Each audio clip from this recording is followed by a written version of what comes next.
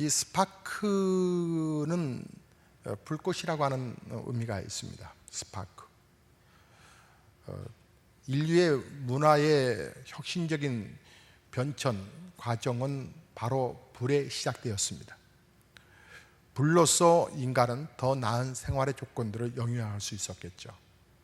그래서 참 불은 중요합니다. 신앙의 불도 참 중요합니다. 초대교회 성도들이 간절히 기도하며 그들이 성령의 불을 받습니다. 그러자 그들의 생활은 점진적으로 아주 역동적으로 움직이기 시작했죠. 그래서 불은 참 중요합니다. 우리가 교회 이름을 새롭게 하는 의미에는 바로 이 성령의 불꽃이 이제 일어나서 우리의 삶의 아름다운 변화, 그리고 내가 속해 있는 직장이나 또 우리가 섬겨 있는 교회에 놀라운 하나님의 역사를 일으키기를 원하시는 주의 음성을 듣고서 우리는 모두 성령의 불을 받아야 될 줄로 믿습니다. 스파크. 이 스파크가요, 영어로 알파벳의 의미를 좀 둔다면 이렇게 표현할 수 있습니다. S로 시작하는 이 스파크, 이 S를 한 단어를 표현한다면 스크립처. 그래서 우리가 성경 그러면 바이블이라고 하는 단어를 생각하지만 여러분이 사전을 찾아보시면 스크립처는 성서, 성경, 말씀 이런 뜻도 담겨져 있습니다. 우리가 성령의 불, 스파크를 일으키려면 먼저 말씀 속으로 들어가야 합니다. 말씀은 너무나 소중한 것입니다. 말씀에 대해서 보배라고 표현하고 있습니다. 또한 두 번째 단어가 시작되는 P, 이 P는 플레이어, 기도를 말합니다.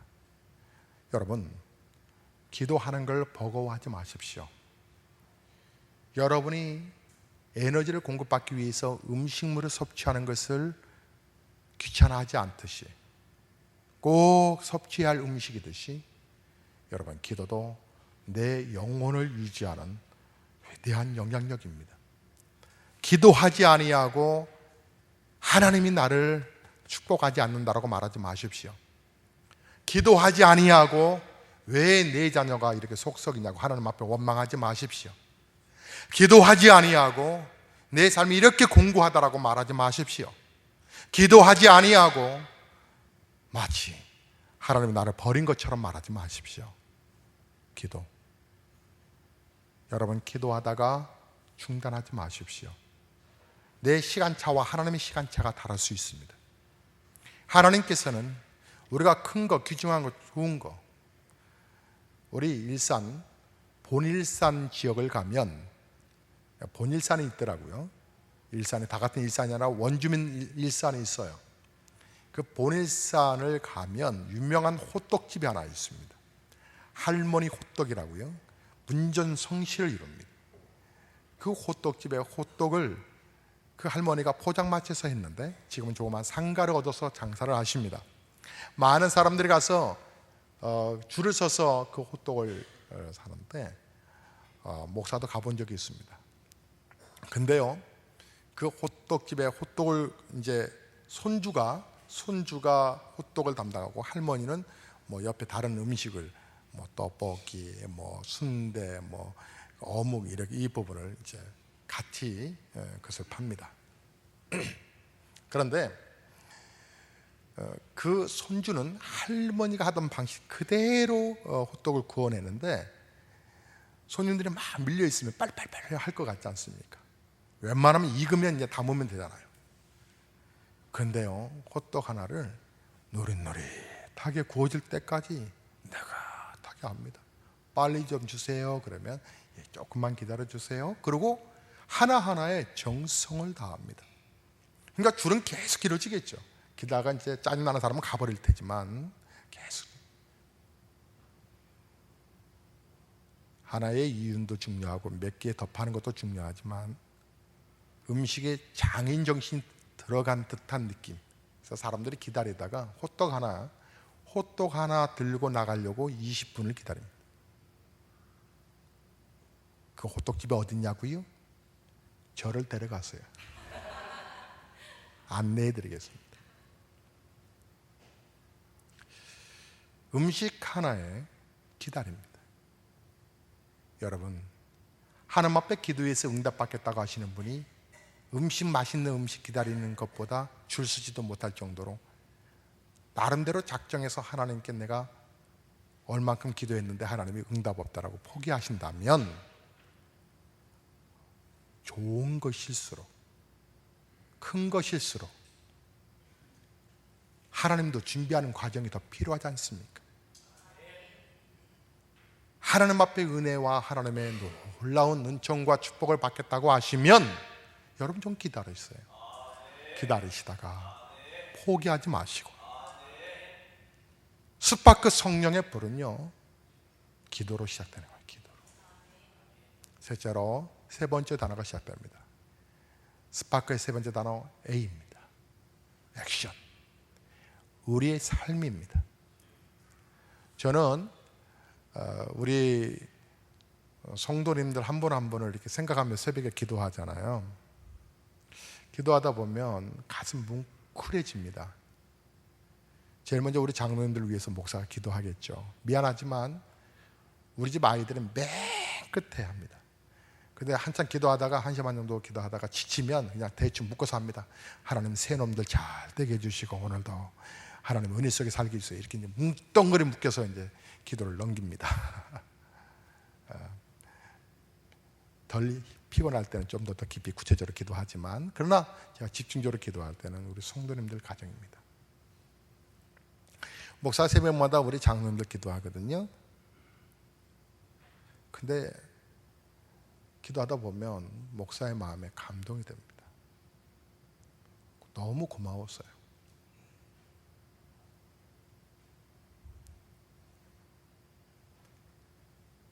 교회를 일편단심 섬겨주는 그 모습이 너무 고마워서 괜히 결국은 두 분 장로는 기도하다가 새벽 기도를 훌쩍 넘겨버리는 1시간을 넘겨버릴 때가 있습니다.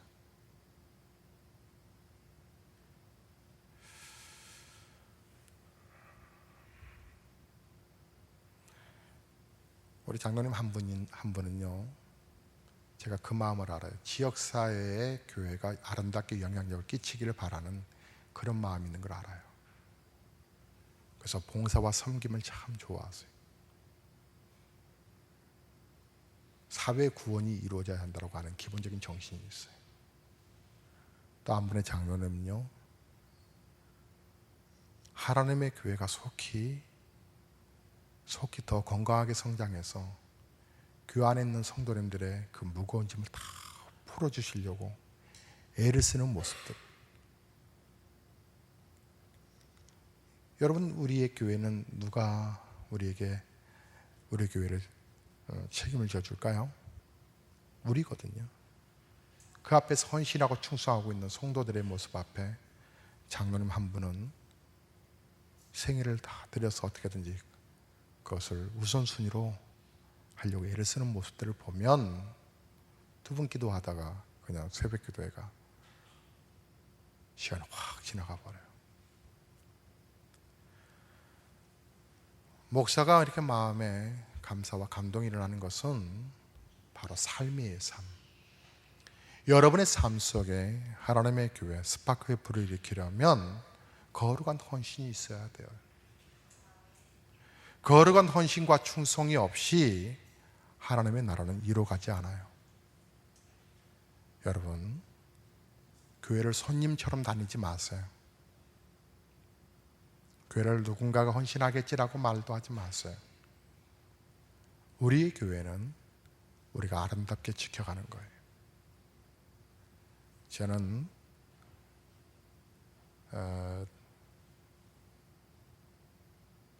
어쩔 때 말해요. 교회 이 일을 해야 돼요. 어떤 일을 좀 처리해야 돼요. 근데 어떤 성도님이 생각났어요. 전화를 할까 하다가 멈췄어요.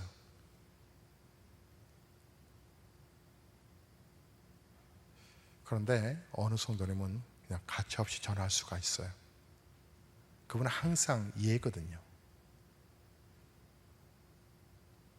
하나님의 교회 앞에 아름답게 섬겨가는 이 교회 앞에 여러분의 삶을 드리기를 주저하지 마세요.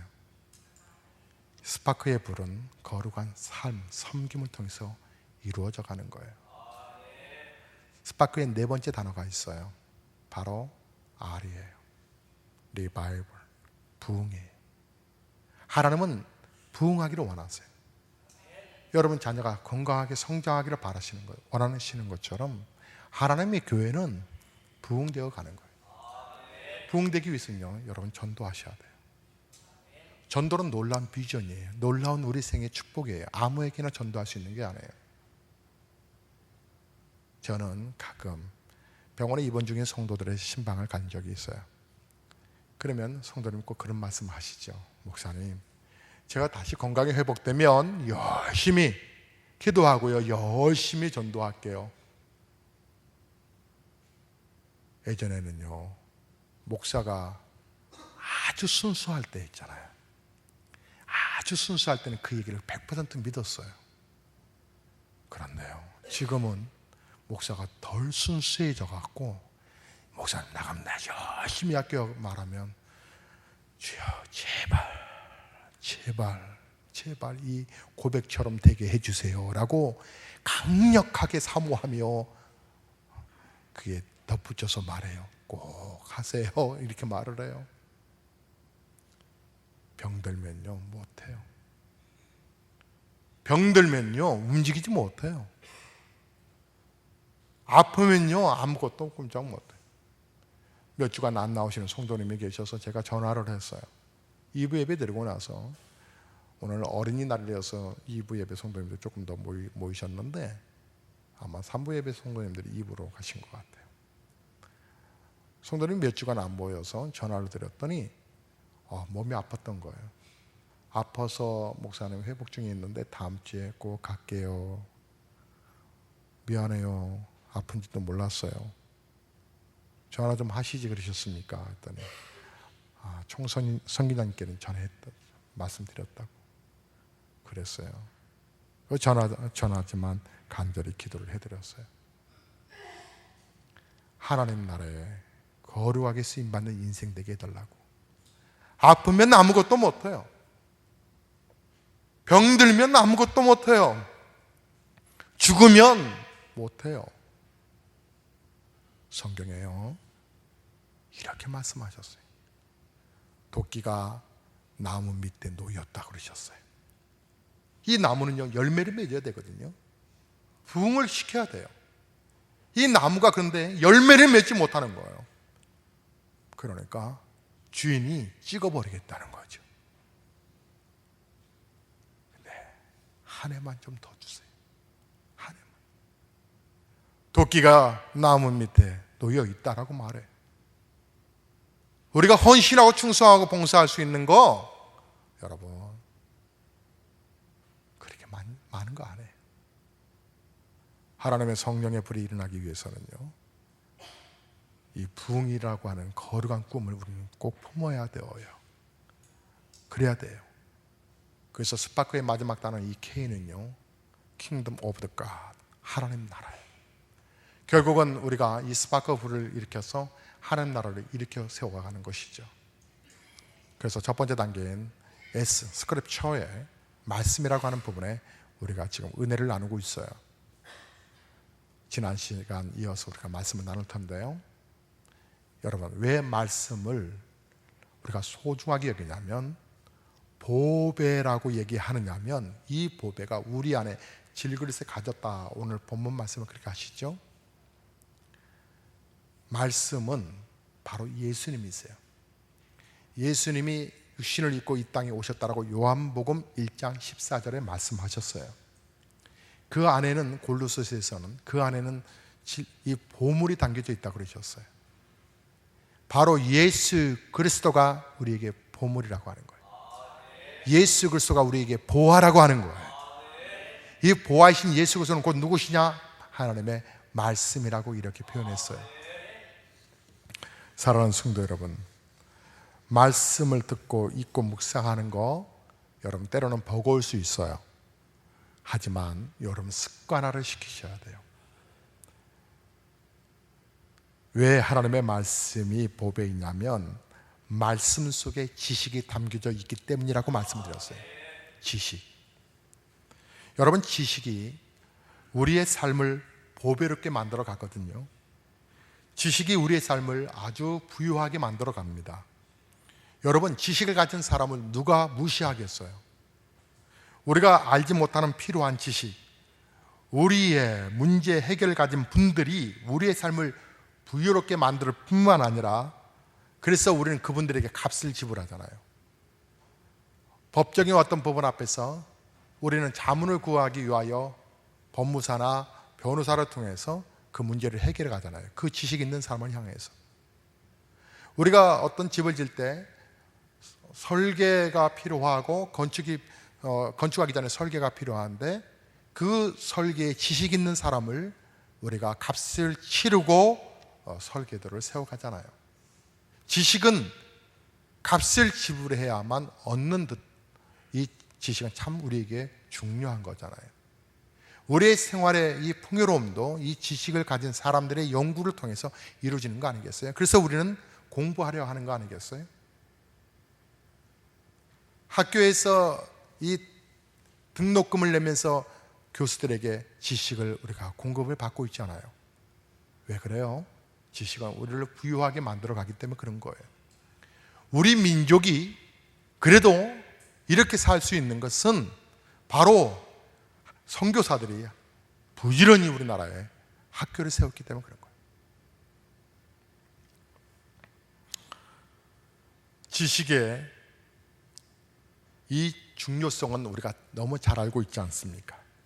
그런데요, 성경에서 말이죠, 하나님을 아는 게 지식의 근본이라 이렇게 말을 했어요. 하나님을 아는 게 지식이라.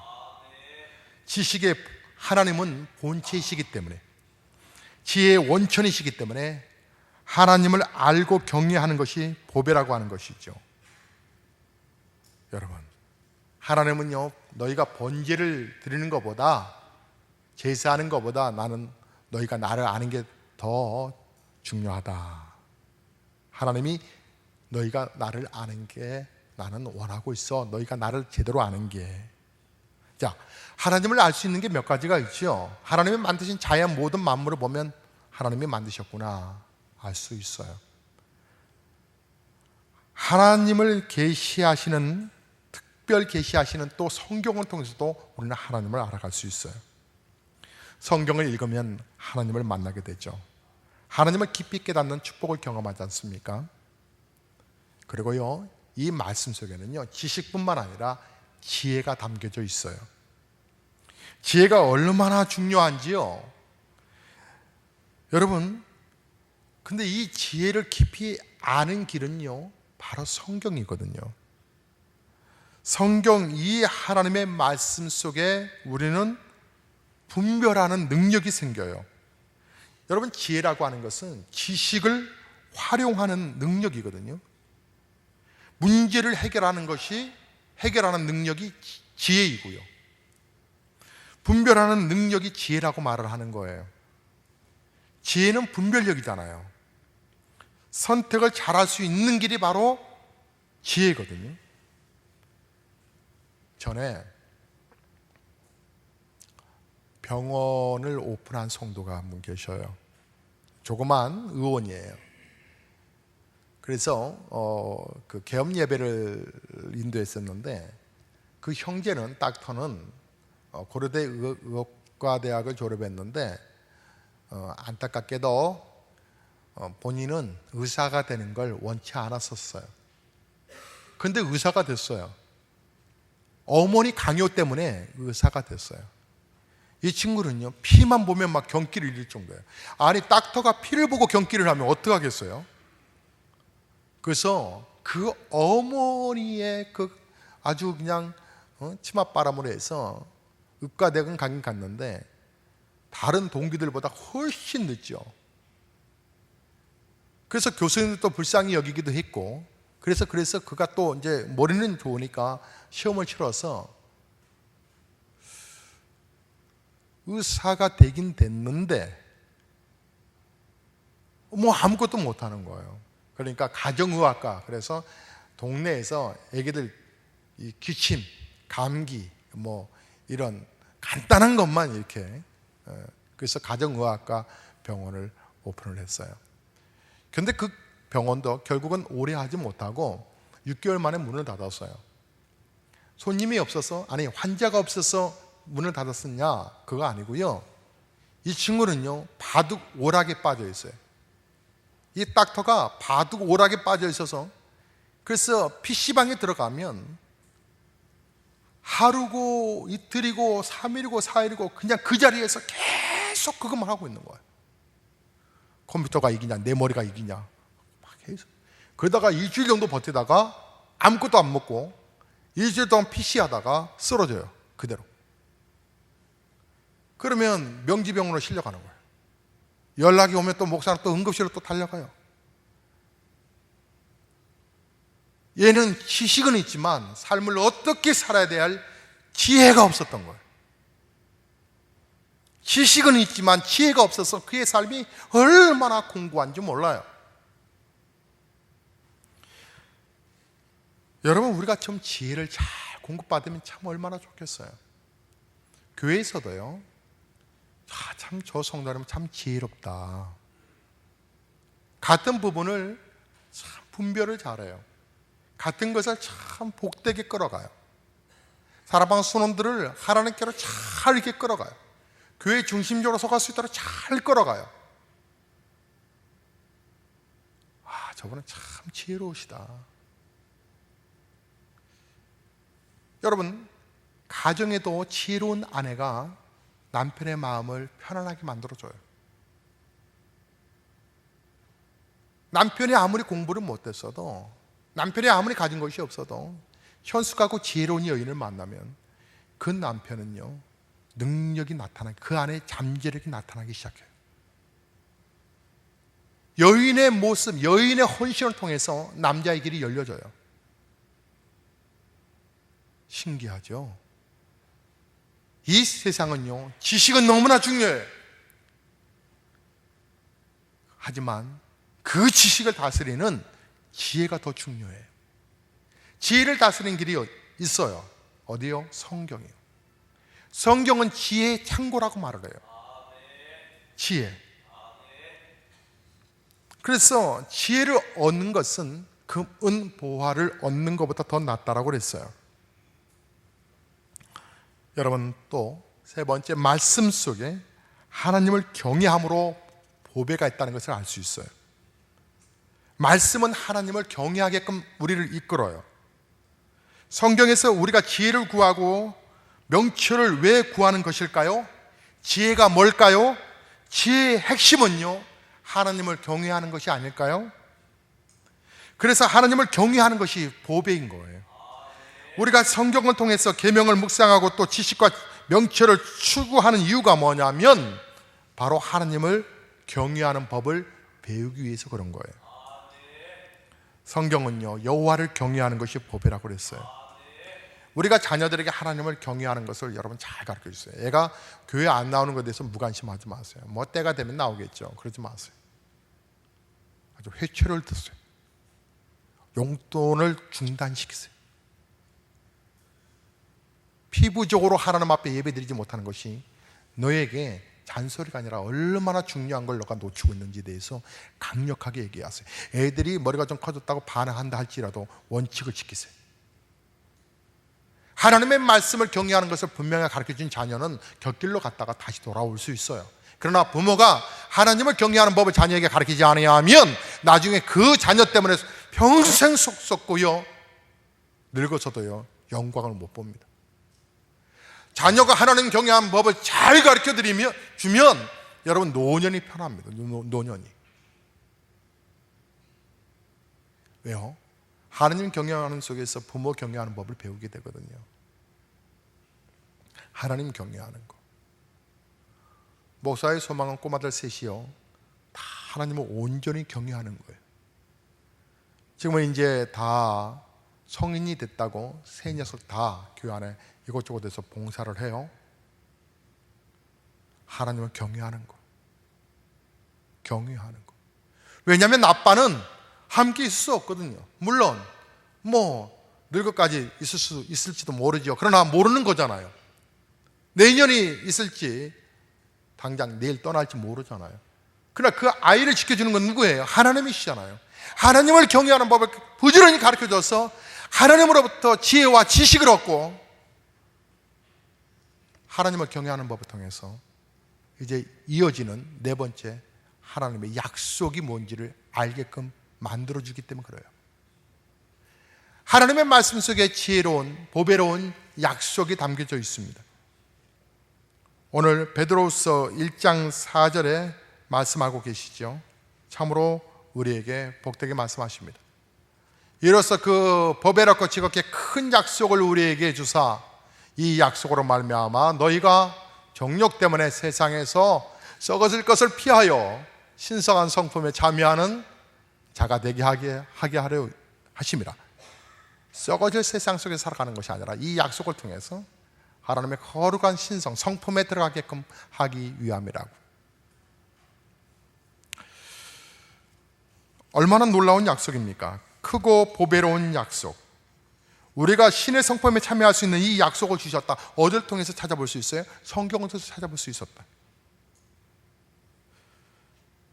저는 이 약속이 왜 중요하냐면요, 이 약속이 우리 삶 가운데 기도하는데 큰 축복이 되더라고 하는 것을 알고 있기 때문에 그래요.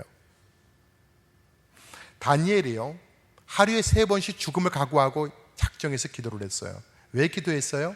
하나님의 약속이 있다는 걸 알았어요. 사랑하는 성도 여러분, RA 토레이 목사님은요, 지속적으로 기도할 수 있는 비결 가운데 하나는 하나님의 약속이 성취된다라고 하는 확신을 가질 때 지속적으로 기도할 수 있다 그랬어요. 예. 약속이 담겨져 있어요. 5번째요, 이 말씀 속에는 형통함의 비밀이 담겨져 있어요. 정말 여러분, 성경 속의 형통의 비밀인데요, 여호수아서 1장 8절에 말씀하시기를 이 율법책을 내 입에서 떠나지 말게 하며 주야로 그것을 묵상하여 그 안에 기록된 대로 다 지켜 행하라. 그리하면 내 길이 평탄하게 될 것이며 내가 형통하리라.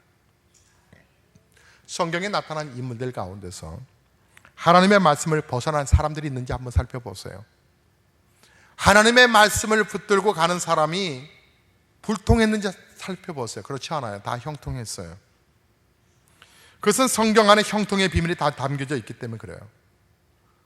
저는 많은 책을 읽었다고 해도 과언은 아닐 거예요. 정말 많은 책을 보는데, 그런데 성경 속에 담겨있는 이 진리와 이 비밀을 따라갈 수가 없어요. 그 많은 책이 없더라고요. 저희가 학창시절 때 저를 잘 지도해 주셨던 선생님께서 존 위노마크의 이야기를 해주신 적이 문득 생각이 나요. 그는 어렸을 때 다들 가난했기 때문에, 성도들의 삶이 가난하면 교회가 가난하잖아요.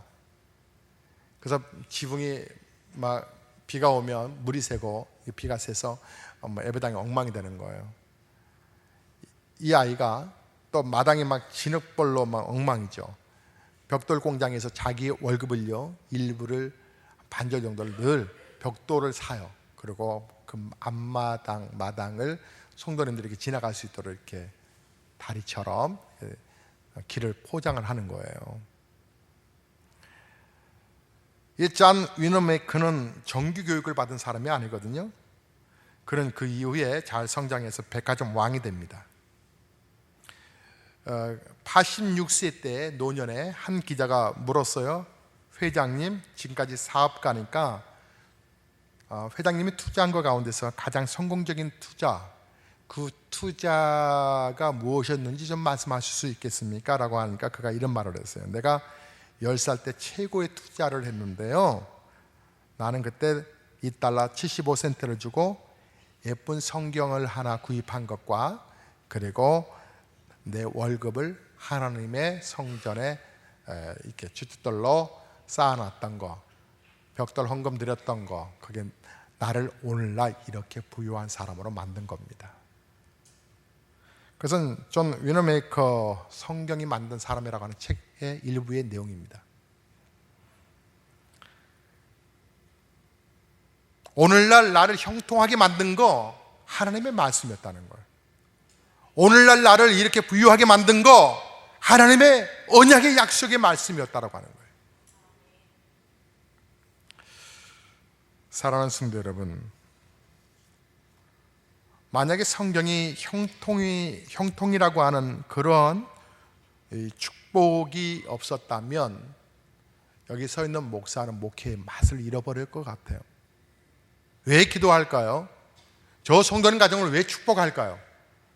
저 성도님의 가정에 하나님의 축복의 형통함이 분명히 보여지기 때문에, 확신이 오기 때문에 목사는 기도를 멈추지 않아요. 여러분, 아브라함 링컨이 대통령이 되었습니다. 그가 대통령에 대해서 선서를 하게 될 때 그의 어머니가 주신 낡은 성경책 위에 손을 얹고 선서를 합니다. 그가 이렇게 선서 때 이렇게 말을 했지요. 이 낡은 성경책은 바로 어머니께서 저에게 물려주신 성경입니다. 저는 이 성경책으로 말미암아 대통령이 되어 여기 이 자리에 서게 되었습니다. 저는 성경대로 이 나라를 통치할 것을 약속드립니다. 에브라함 링컨, 백악관을 기도실로 만드는 링컨이라고 하는 책의 내용입니다. 아브라함 링컨의 전기를 읽어보면 그가 얼마나 성경을 사랑했는지, 얼마나 성경을 많이 암송했는지, 성경을 얼마나 가슴에 품고 기도했던지. 여러분, 시중에 큐티 책자가 많이 나와 있어요. 그런데 여러 큐티 책자보다도 성경대로, 성경만 원칙적으로 큐티를 잡아준 책자들이 있어요. 그 책자 큐티집을 여러분이 보세요.